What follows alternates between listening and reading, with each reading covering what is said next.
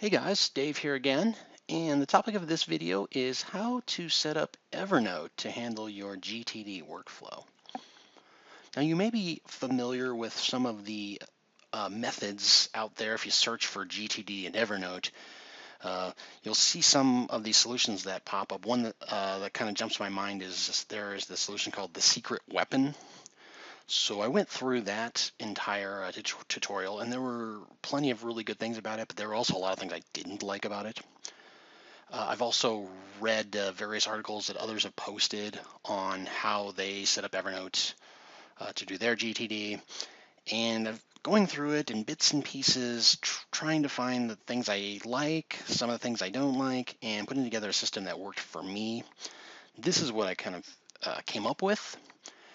It's certainly not as complex as the secret weapon. I thought there was a lot of unnecessary components to that, but I also have other components that I feel are important to make me feel comfortable with my system so that I know that at a certain time, when I run a certain search, I'm going to get the action I need at that time. So what you're going to see here as I step through it is kind of me building a hybrid of stuff I've seen and then also things that I've found that have worked for me over time so that I can really build a GTD system that I'm comfortable with. So stay with me here and I will go through each of the components of my GTD system.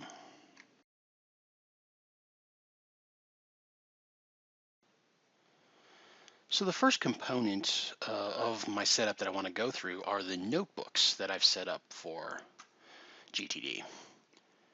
So I'll go ahead and open those up now. And as you can see, I only have these 5 right here. I've got an inbox, actions, projects, reference, and to read.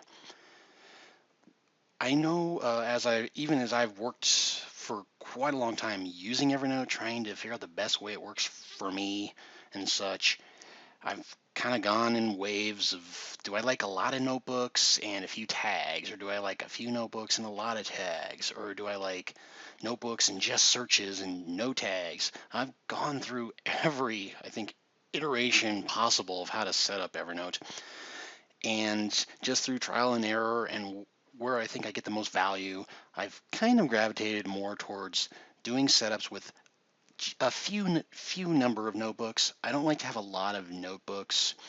And then I prefer from the tagging side to do more of my work in that area. So I have a pretty robust set of tags that I use for my notes, but I keep the number of notebooks pretty small. As you can see with my notebooks, pretty explanatory. The inbox, of course, is going to be your default notebook. I call it star inbox just so it goes to the top of the list because, as you know, your notebooks are sorted by default alphabetically. So if you want a certain one to go to the top, you have to either give it a special character or number them or what have you. So that's what I've got there. I like to have my inbox at the top. And then I've got actions, and then I have projects. Projects was one I really wavered on. Do I want projects to be a tag or do I want it to be its own notebook? I settled on a notebook, and I'll explain why a little bit later. It really has to do with setting up searches. And when I'm running searches, I only want to search within actions, and I don't want projects to show up and such. So anyhow, that's really why projects became its own notebook. Reference, of course, is going to be all your reference material. That's definitely going to be your largest notebook with the most number of notes. And to read, that I kind of got that idea of having that be its own notebook coming from the actual Getting Things Done book, where David Allen talks about having his to read pile, where he would put his magazines he wants to read or books he wants to read or whatever in kind of its own inbox. So I have that as a notebook as well.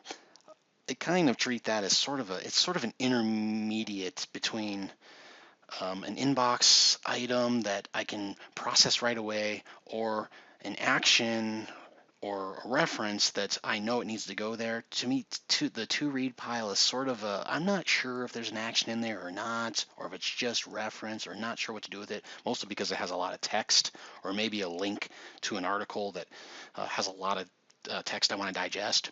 So that's what I have in that other notebook, my to-read notebook. So yeah, just to summarize, these would be the 5 notebooks I use, and these are the only notebooks I set up in my system.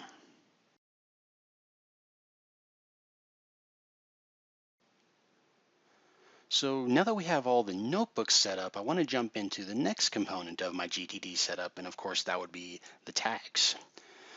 Now, as I mentioned earlier, I tended to want to gravitate toward using the tags to do most of my heavy lifting as far as how I group items together, how I store my reference material.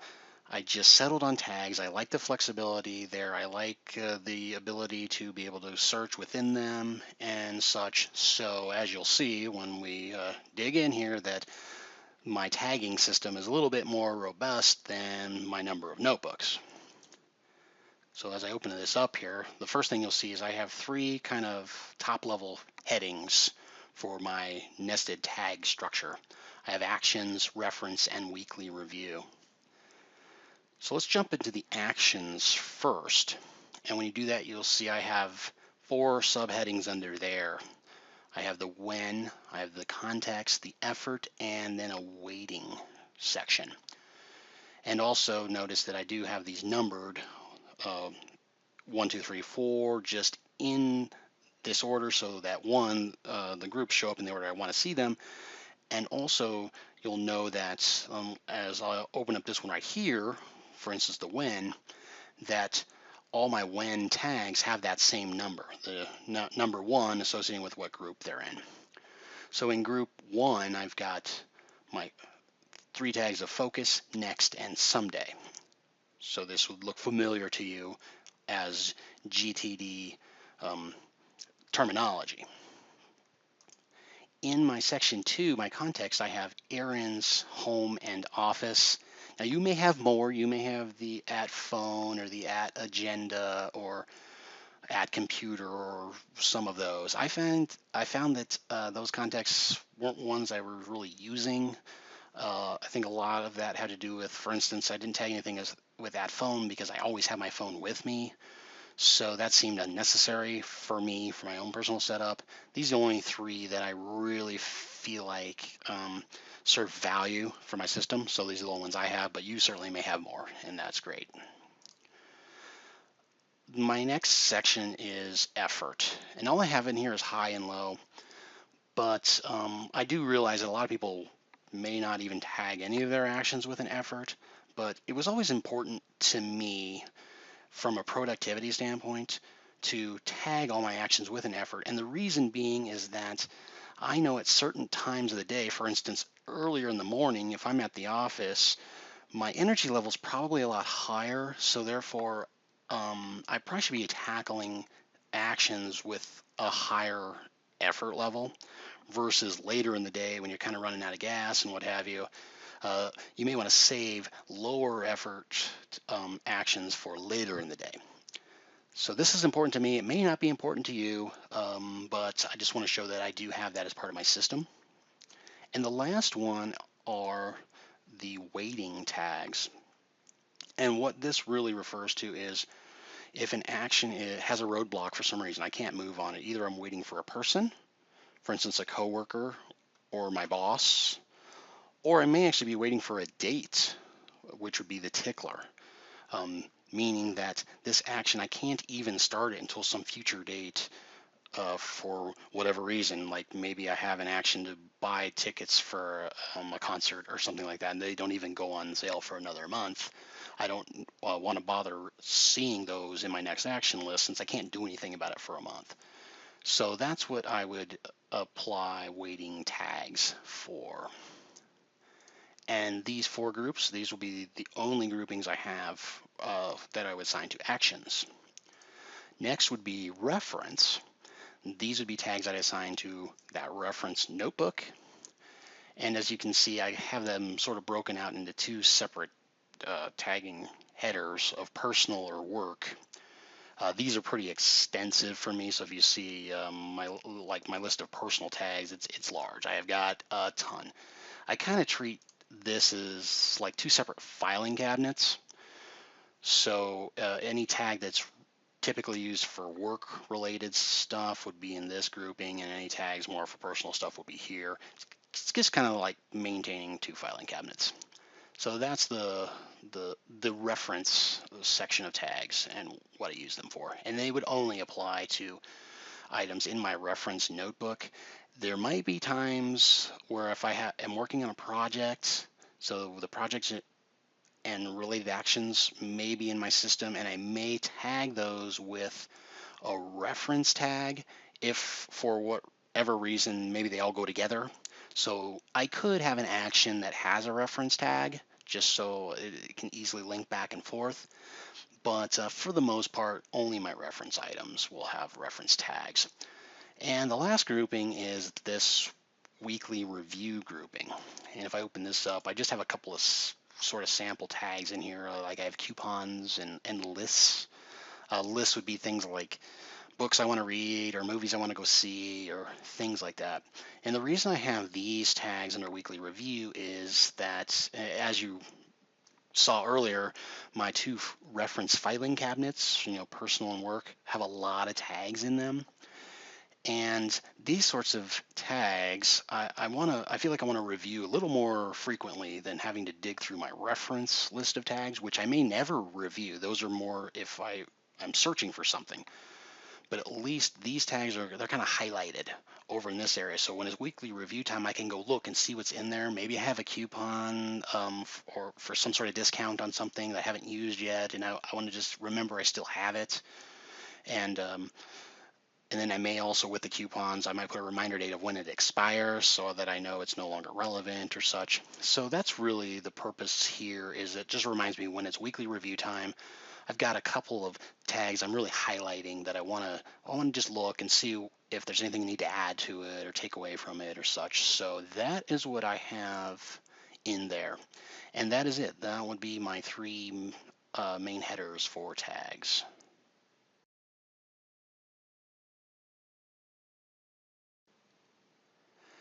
So we have our structure set up now. We have all our notebooks, we have all our tags set up. Now it's time to just go in and start processing items in our inbox.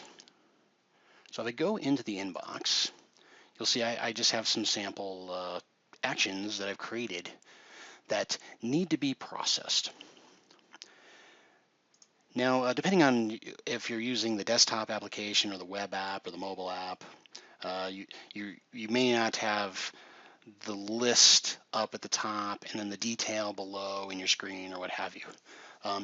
In the desktop app, which is my preference by far, I prefer working in the desktop app. It runs much more quickly. Just being able to navigate in there, I find them a lot better than the web app. But know that if you're working in the web app or the mobile app, you can do all of these things as well. So for the first item I have on my list, change oil in the car. What I tend to like to do, just to block out some noise on the screen, I instead of working down in this area where you could apply your tags right down here, I like to just double click on the item to open it. It kind of gives me more of a feeling that I'm focusing on this one thing and analyzing this one item and deciding what to do about it. Now, if you go back, remember our tagging structure. Remember how we have 4 groups. Group 1 is the when, Group 2 is the context, Group 3 is the effort, and then Group 4 is the weighting. And of course, the weighting tag, it would be only if it's applicable. But the other 3 groups, you should have one of each applied to each action. And that's what I always like to stick to. From a data integrity standpoint, anything in my actions notebook, I want to guarantee that it has at least one tag that starts with the number 1, at least one for the number 2, and at least one for the number 3. So change oil in the car. If we're going through and processing these, another thing that's really important to me in processing my inbox, I don't want to think a lot. I just want to be prompted. So by setting up our tags in this way, we know that we can just go right through every single action. Just start by typing the number 1, and you do that, and your 3 options in your tagging structure show up: focus, next, or someday. I'll go in a little bit more into focus later, but just for the purpose of going through this item, I think of focus as being something that is either has a due date prior to my next review, or something that I have identified just has to be done before my next weekly review, or negative things are going to occur in my life.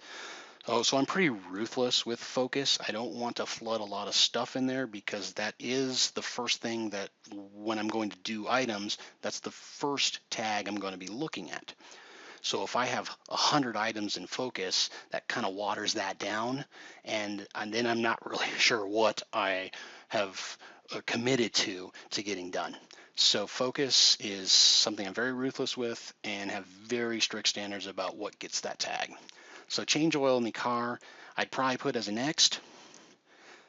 And then as I move on, then like I said, I don't want to think a lot. So I've already done number one, now I need to do number two.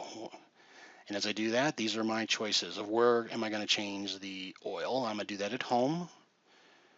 And in number three, what's the effort level? To me, changing oil in the car is kind of high, because I have to go, change out of my office clothes and get everything set up and whatever. So, you may think differently, but I always mark that as a high, something that it takes a little bit of effort. So now I do. There we go. I have my one, my two, my three. Remember, number four would be if I'm waiting for something. And in this case, I'm not waiting on anybody or on a certain date to do this. This is ready to go, so I would not assign it a four. And that's it. This item is done, process ready to go. At that point, I move it out of my inbox and over to my actions. Close that screen, and it's gone. And then I'll go through the rest of these items as well. For instance, here, set dentist appointment, and watch how quickly I can go through this. I'm going to do this at home. Also know that you could set more than one context. For instance, setting a dentist appointment that requires maybe making a phone call to the dentist. You could do that at home. You could probably also do it at the office. So this is up to you, as how many contexts you want, whatever makes sense. And from an effort perspective, it's low. And there we go. Then I move that off to my actions and just keep going through these.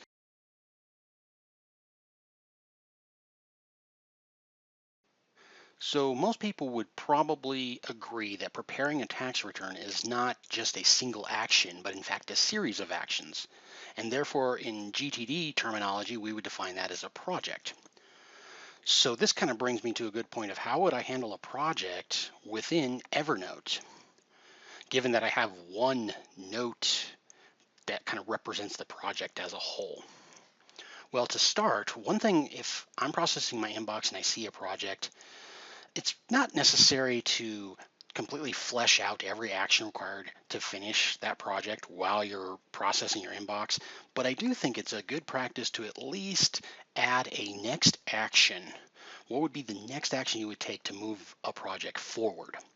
In order to do that, I like to go within the note itself, and then just using these checkbox right here, just go ahead and lay out as many actions as I can think of at the time that would eventually move this project to being complete. So for instance, one thing I'd probably want to do if I'm going to prepare my tax return for the year is I may have to call to get my W-2, maybe from a previous employer or something.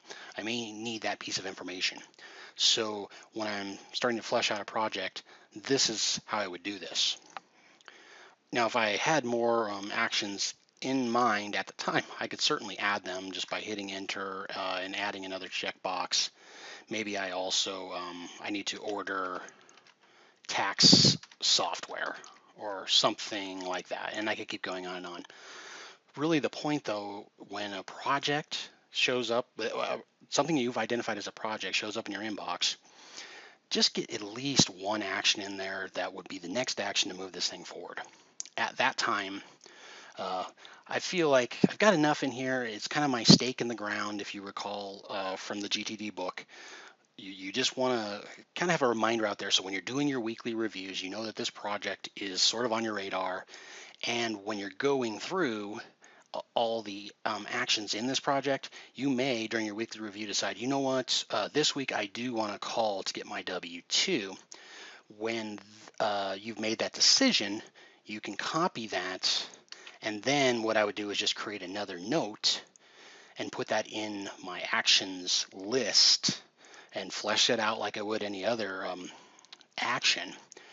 And then once I do that, once it's in my system, what I would do is I'd put a check mark in the box at that time to not that I'm signifying that the action is done, but the check mark shows that the action is in my system to at some point be done.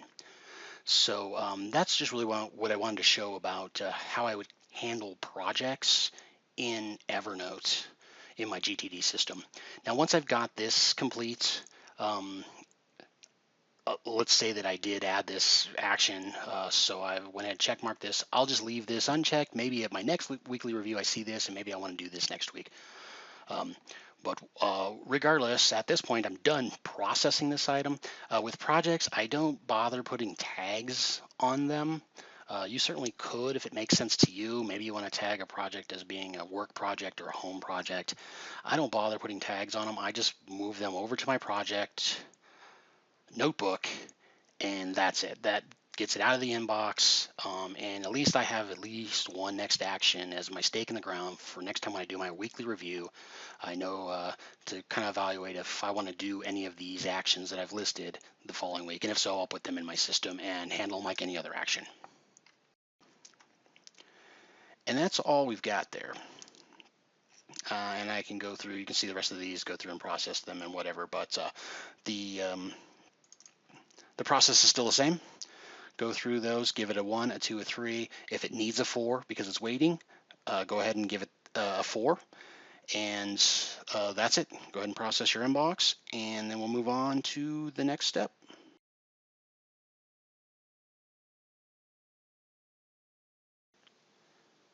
All right, so we finished processing the inbox. We're down to inbox 0. Move some stuff over to actions, move some stuff to projects. You may have moved some stuff to reference or to read. But the bottom line is you're done. Your weekly review's over, or in the case of processing your inbox, that could be your daily review, because you do want to look at your inbox at least once a day to get everything processed there. But once you're done processing, this is the end of you actually working in your notebooks and your tags. I really want to stress how important that is for the sake of productivity. What you don't want to do, especially when these lists start getting really big, is you don't want to get lost in them. You don't want to get lost in your tags or in your notebooks. When you start having 100 actions in here, you don't want to get lost in there. What you really want to do is trust the system you've put together to know that how you've tagged everything and the when tag that you've used. For instance, if you've tagged something as a focus, you know that that's what's most important to you at the moment and what you should be looking at. So in order to kind of put all that noise away, and so that you're not tempted to dig through large lists of things when you've already gone through the process of tagging everything and prioritizing everything, what I really encourage you to do is just close up these two areas. Close notebooks, close tags, and when you're actually doing items, don't go in there. So then, of course, you're saying, well, then how do I know what to do? The answer to that is use saved searches. So let me go ahead and open this up, and I'll just show you some of the ones I have in here. Your list may mirror this list. It may have additional ones, may have less, whatever works for you. But I just want to really reemphasize that when you're doing items, don't get lost in this noise up here. Just work within here. If you're not totally familiar with saved searches, I will kind of give you sort of a heads up that the Evernote search syntax is kind of quirky.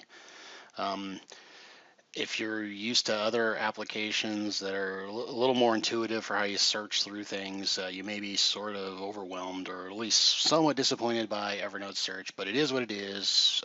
You sort of just got to deal with it. To look at the searches I have in here, for instance, you can, if you right click on a search and then go down here to edit save search, you can see the syntax for what it's going to do. So for this search here where I say this is my focus search, as you can read down here in the query, it says go look in my actions notebook, find everything that has a tag of 1 focus, but you'll see this minus sign before tag. That's this search process's way of saying, but exclude tags that have this value. And now you see where I have 4 and then the wildcard. That goes back, if you remember, that all our tags with group 4 are for the waiting tags. So this is how I eliminate items that I have tagged as that I'm waiting for something, either a tickler date or for a person to respond or something.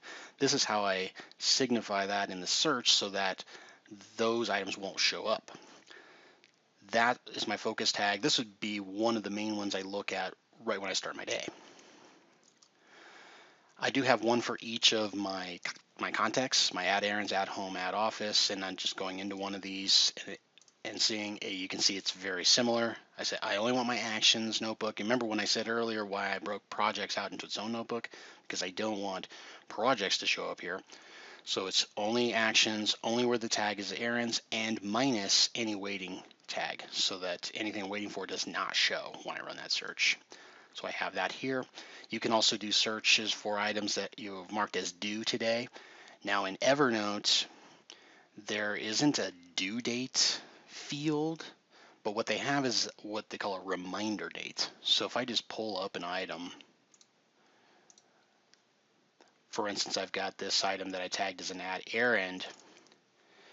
Over here in the reminder, you can set a date, and this would be, it would kind of, this date would correlate with, I guess, the action itself. For instance, if this was a tickler item, then this reminder date would reference the date that you could start the item. So it'd be the start date of the item.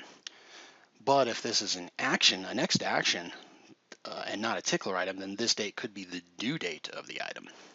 So if you come in here to reminder and add a date, and let's say I'm going to add today to that date, that now becomes the due date of this item. And then if I go into my saved search for that, then this one should show up as well, as it will. I'll open up the syntax really quickly. This is, like I said, this is quirky syntax, but this is what you have to do in order to get these searches to work. Don't get too tied up into the search syntax. You can easily find them. Just do a Google search for Evernote query syntax or whatever, and it'll give you a whole bunch of samples and whatever so that you can set up the kind of searches you want to set up. I have another one here. This just shows everything that has a reminder date set. So if you do that, it would show tickler dates or due dates or whatever. So I have that search set up. You could set up something like this if you, as you're working through items, you want to see what reminders are coming up or things like that. You can do that. Also, anything that I've tagged as waiting, because maybe, a waiting item, I don't want to be stuck in waiting forever. I may want to review this maybe once a day or such. So I've got to search for that. And as you probably suspect, all I'm saying there is show me any item that has a tag starting with 4. So on all the other ones, I'm saying remove any items that have the tag starting with 4. This one, that's all I want to see, because then I can see everything that I've marked that I'm waiting for something. So that's what that is. So those are the searches I have here. You could also set up some searches for effort. For instance, if you want to say, show me all my high effort items or my low effort, do whatever searches you need to do to make you feel like you've got access to the information you need at the right time. And also, once again, I can't stress how important this is from a GTD perspective. Getting items done is a big component of GTD, and actually it's the main component. That's the most important thing. So don't get tied up in looking through notebooks and tags trying to find the next thing to do. Build searches that'll allow you, when you're doing items, this is always zipped up. You're not looking at this. These searches will guide you through your day. Another benefit here is that these saved searches, let's say on the you're working in the mobile app on your phone, probably seen it down in the bottom. You can click on for the searches and then these will show up. So then if you're at the store, for instance, on your phone, just click add errands and see what's in there. So that you know what you need to buy or what have you. So these searches help you out on the mobile as well, so that you're not trying to work through all that mobile app and figure out how to pick the different notebooks and such. I find that kind of clunky and cumbersome. So that's where these safe searches help you as well, as when you're working on your phone. So just focus on that. Get your safe searches ready to go, and whenever you're doing items, just work in here. So there's one final thing I wanted to bring up when it comes to the time when you're actually doing items, and the question may come up, what do you do with the action in Evernote once you're done with it? I guess to give the simple answer, what I do is just delete them. So if I was done changing the oil in the car, I just hit the delete key, send it over to trash. Now I know that, for instance, in the secret weapon, if you use that method or have seen that method, they have a separate notebook for completed items where you drag it over there to completed. Um, if that's something that, if you want to see that history and you don't want to actually delete items that you're done with, you could certainly do that. One of the downsides to doing that is that if you move it to a different notebook, the tags still stay with it. So depending on how you have your searches set up, you may find that your search is bringing up those items as well. It certainly depends on how you set up your searches, but for me, deleting the item, because I don't, once it's done, that's not something I care if I have a history of it or not. So when you send it to trash, none of your searches will ever bring back items from trash. So you don't have to worry about removing tags or whatever to prevent them from showing up in searches if you're keeping the item. So I just wanted to bring that up as kind of an aside. It's certainly up to you what you want to do with items when you're done with them. You can just delete them and send them to trash. You could create another notebook if you wanted a completed items notebook. You could do that, or or I guess you can even do a tag if you wanted to. That could be another set of tags where you have a tag for completed or active or whatever. So you have options, but I just wanted to bring up what I do. I just delete the items.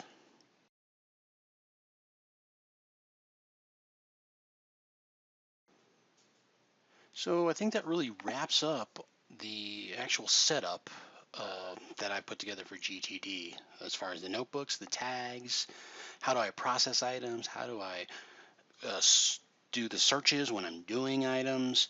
That really covers the entire setup. But there were a couple of other things I wanted to bring up as maybe alternative ideas and such you can incorporate to make your system even a little bit more robust than we already have established here. A couple of things I wanted to bring up that are great ways to get items into your Evernote inbox. One is if you're an Outlook user, I've got just a sample email here. You can set up the option to quickly clip these emails and put them in Evernote if there's something you want to take action on or such. That's it's really quite convenient here where you can by default send it right to your inbox, and you could do that, or you can process it from this dialog box. But for this purpose, I'll just hit save, and it'll clip that email right to Evernote. As you can see, it even created the note almost instantly. And going back to it, I could process it right away if I chose to. You don't want to be processing items all the time, but if I wanted to, I could start processing this right away. Use the same tagging structure, just like we've been doing. You can do all of these things right off the emails you receive. Assuming you're an Outlook user, I don't know, Evernote may have some plugins for other email apps as well, but that's kind of a nice feature, so I just wanted to bring that up, that it interfaces with Outlook very nicely. The other thing I wanted to bring up, I know I gave you the option down here in the actions to tag items as ticklers and give it a start date. You use that, use that reminder date as a start date. But there is also other options for taking your entire tickler list out of Evernote altogether, sort of put it in another area to be managed and only have it appear in Evernote when it's available to be worked. And that's actually an application that I like to use. It's called Follow Up Then. So let me open that up quickly and I'll show you what that does. So now I'm at the website for this application. This is a web app called Follow Up Then, and what its main purpose is, it's for allowing you to set up a time in the future where it will send you an email about whatever.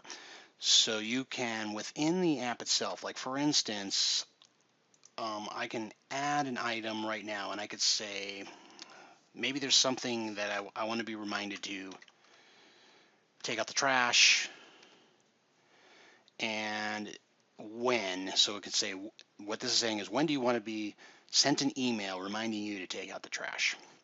I'm just going to do in 1 minute because I want to show how this will populate in my Evernote. So I'll go ahead and hit submit. Now what I have is set up with my email account, because when you set up Follow Up Then, you set it up with your personal email account so that it knows when it's time to remind you, it needs to know what email account to send it to. So I have it set to my personal email account, and then I have a forward option on my email account, say any email I receive from Follow Up Then, forward it to my Evernote inbox. Now, I guess that's also a good thing to keep in mind. If you're using Evernote, the free version, they don't allow you to send emails to Evernote. You have to be in one of the paid versions, which I use the paid version. But if this is an option you wanted to go with, just note that you have to be able to email it to your account. But it's kind of a nice feature here, and what you can do here is, and you can maintain all of your ticklers in this application, and then just tell it, when do you want to be reminded about something. So when that time comes, you'll get the email right into your Evernote, and you don't have to worry about tagging things as ticklers and such. You get all your ticklers outside of your Evernote GTD system. You put it into this application itself, and then it'll remind you when the right time comes. This application does have a free version, and it's actually pretty good. You probably get most of the way done with whatever you're looking to do with just the free version. They have paid versions too for some additional options, but I just wanted to bring up that this is one possible way that you can get your ticklers at least out of Evernote if you so chose, and then just have it come into your system when it is ready to go. And so here I am back in Evernote, and I'm in my inbox, and there you go. You'll see there was my reminder coming from the Follow Up Then app. So I have that whole system set to where it just forwards right into Evernote, and we're good to go there. Another kind of good thing about this is that then you can communicate back and forth with Follow Up Then. You can send an email back and say, I'm not ready to know about this yet. Remind me in 1 day. And you can send an email back to Follow Up Then. And then you can get stuff out of your Evernote system if it's not ready to go. So I'd hit that and send it, and then it sent that email back. And then tomorrow, about the same time, this item will show back up in my inbox again. So just wanted to throw that out there as an option. It's an app, Follow Up Then combined with Evernote. That's a combination I really like. It works well. So just want to throw that out as something you could do as an enhancement to your GTD system. So that's really it for my GTD setup in Evernote. Hopefully I brought up some ideas that interest you, that you may want to incorporate into your system. Maybe I brought up some things that don't interest you, and that's great too, because that's kind of the nature of a GTD setup. It's whatever works for you to help you get things done. So with that, I just want to thank you for taking the time to check out this video. If there's any questions you may have about that, feel free to leave a comment on the video, and if I see it, I'll try and answer to the best I can for how I have my system set up. If you have ideas yourself that you think might improve on my system, leave those in the comments as well, because I'm always interested in learning what other people are doing. So guess that's about it. Thanks again. Have a great day.